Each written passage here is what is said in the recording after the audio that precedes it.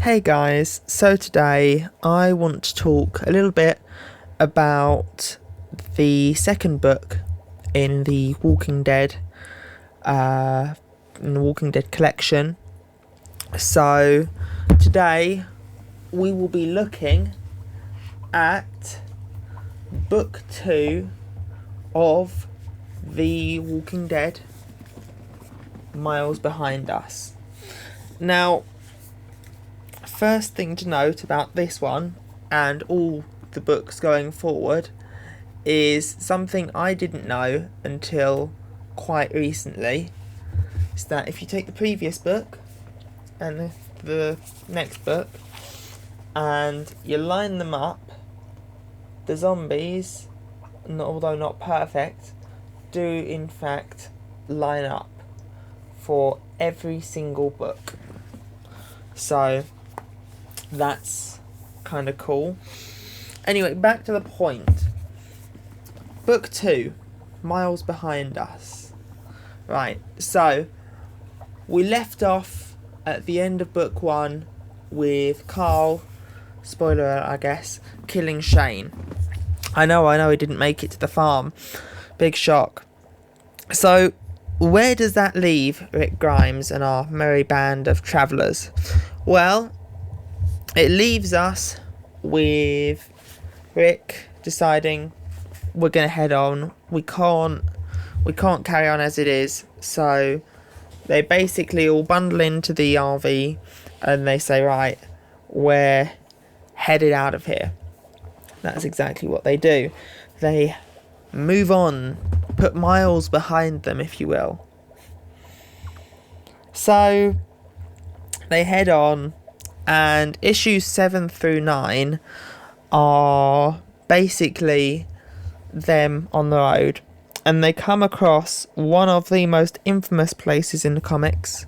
Well, I say in the early days it was infamous. A place called Wiltshire Estates. Now, this place was referenced in the TV show in, I believe, season 5, episode 9, when they go to see Noah's home after the events of the season 8 mid-season finale, and they go to Shire Wilt Estate, which was a very clever reference to the comics. So the first episode, they're on the road, and I think it's the second episode that they come across the Wiltshire Estate. Yeah, that's right. So the first issue in this book, issue 7, they are on the road and they come across Tyrese, and we also get the reveal that Laurie is pregnant. So big thing there. Then we get in issue 8, we get the arriving at Wiltshire Estate and settling in, and they sleep a night there. And then in issue 9 we get the first, or well, maybe not major, but certainly the probably first, possibly arguably second death that has a big knock-on impact, and that is there's this random geezer in the group, right, called Alan. Now, Alan is the father of the twins, who will become important later as their story almost directly parallels that of Lizzie and Mika in The Grove, which is season 4, episode 13, I want to say. Let me just check that. Season 4, season 4, episode 14. And Jesus, that was a dark one. We will get onto that. But think of them as the Lizzie and Mika of the comics. So you got this guy, Alan, and you got his kids, Billy and Ben, and basically what happens is his wife gets bit, and as she's getting bit, she fires off her gun, which stirs basically a horde. There was a lot of dead there, and there was a sign at the front saying "dead inside," don't enter type thing. But of course, it'd been frozen over. So that's probably the first major death besides maybe Amy. Jim didn't have much of an impact. It showed us that bites kill you, but that's about it really. I mean, Amy obviously had an impact on Andrea, and so will Billy and Ben, in fact, in the future. But so we get that for the first half of the book, and then towards the end of issue 9, I think. Yeah, it must be towards the end of issue 9. We get a little hunting trip with Tyrese and Rick and Carl, and well, Carl gets shot. Carl does get shot, and that's where we end off issue 9. Now issue 10, we are introduced to the Green family. So there is people like Maggie, who are important. Beth doesn't exist, which is quite interesting. You've obviously got the twins, a couple of young twins, but they're not that important because, if you've read the comics, spoiler alert for book 3, they get murdered by a axe-wielding maniac, quite literally. But we'll get on to that. Then you've got, I think it's Billy, possibly, Herschel's son, who remains a background character for a lot of it. Then you've got, I think it's Lacey and Arnold. Hang on, let me find the page. That's issue 9. Here it is. Right, so Lacey is the oldest daughter. Then you've got Arnold, Maggie. Yeah, the youngest son is Billy, and you've got Rachel and Susie, who are the twins, who unfortunately, not great. So obviously you've got I'll show you here, introduction page for everyone. Now this isn't the colour version, this is the black and white version, but I do have the colour version because this is early on, and we're up to issue 82 now in the deluxe presentation, which I picked up as of recording this. I picked it up yesterday. Good read as always. So that's where we're at. And then obviously Carl gets shot. We don't spend a whole book on the farm. We hardly spend half a book on the farm. At the end of issue 10, it's revealed that that's where the barn is full of dead people. Sophia doesn't go missing, and she will end up being a side character that is important, not one of those side characters who isn't really important until they die. Looking at you, twins.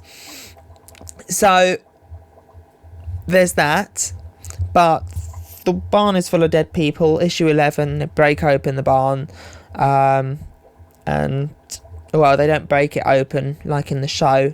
It bursts open whilst they're trying to feed them, and I think Lacey and Arnold die, and then basically Rick gets kicked off the farm.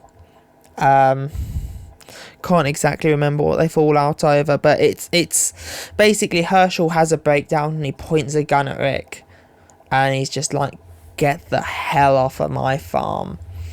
And at the very last page, or the very final closing pages of book 2, like in the end of season 2, it's the prison. And unlike season 2, there's not a big time gap they get off the prison, they get off the farm, and they find the prison straight away. And we just get this final closing shot of Rick saying, "It's perfect, we're home."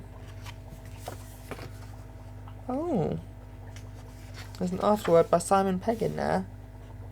Don't mind that. So yeah, that is basically book 2. Now, would I argue it's better than book 1? Yeah, possibly.